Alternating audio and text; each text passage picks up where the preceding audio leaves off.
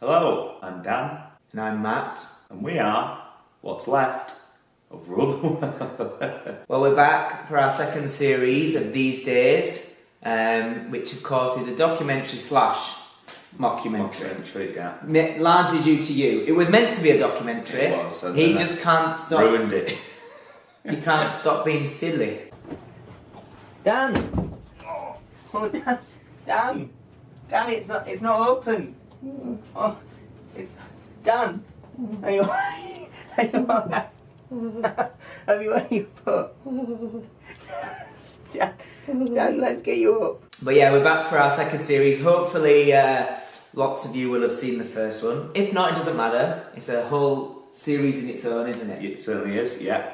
And I feel like the things that are really different this year is we've explored the world of our band a lot deeper. So I think the first series feels like it was an awful lot just about us guys in a van doing gigs.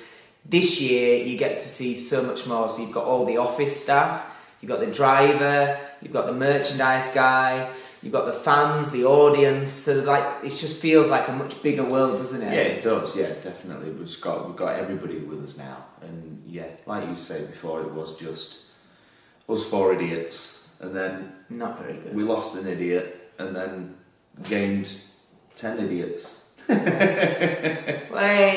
venues we're doing this year are a lot bigger, so it's I feel like it's a lot more interesting to watch in that aspect. We're going on board a cruise ship. We go abroad again to Germany. So we do. And we've also got like a lot of quite big theatres, festivals, so there's a lot more in that aspect. The scope of what we're doing looks bigger and more impressive. Yeah, it's just all bigger, isn't it, really? Everything's bigger. Yeah. Your head. My waist. My bum. Yeah.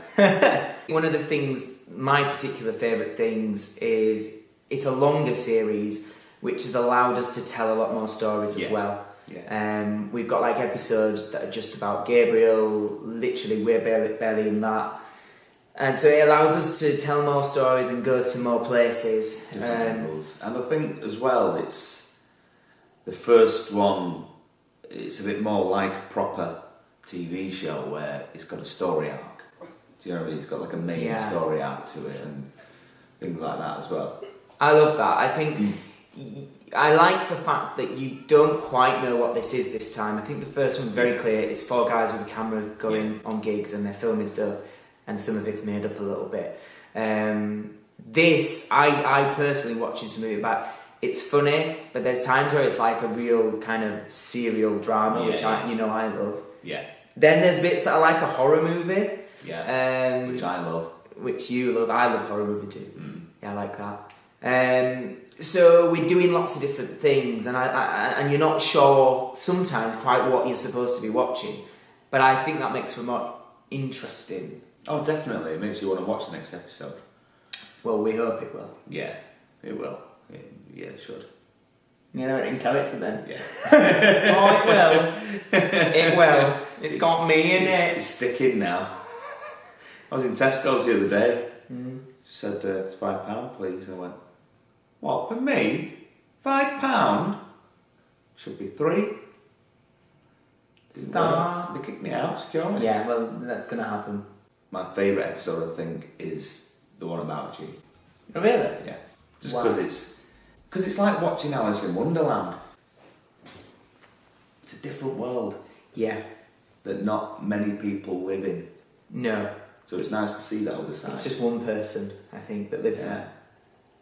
So I think that's my favourite. Yeah, I think my favourite episode is episode 1. Yeah, that's a good one. But it's kind of like, I feel like the reason I like episode 1 so much is we go on such a journey. It's the thing you were saying about it would be more like an actual series. Yeah. You know, there's a whole arc to it. And in the same light, I really like the last episode. I was just going to say the last one. I think a lot comes together for that, and that's really interesting. There's kind of like a lot of ongoing storylines that... Say storylines, I think the thing is, like, people are watching going, well, are they just writing a script? What is it? We're telling things that are either happening for real, or have happened for real, and we're sort of we're sort of revisiting them for camera purpose. So and then sometimes adding a bit of stardust to it, you know, like making it more of a comedy kind of thing. It may have happened for you in the past. It might not have been a comedy at that point when it did happen. Yeah. So we're kind of making fun of what did happen.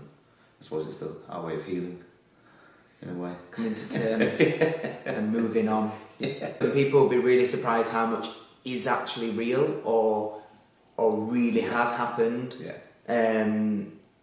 That we're just revisiting purely to put it on camera because it wasn't on camera. Yeah. I think a lot of stuff that feels far-fetched and you would think is far-fetched has happened. Yeah, and it's just got me with a silly voice on it. You're just adding a voice. Yeah. Which sometimes you now have anyway. Yeah. Yeah. That's me.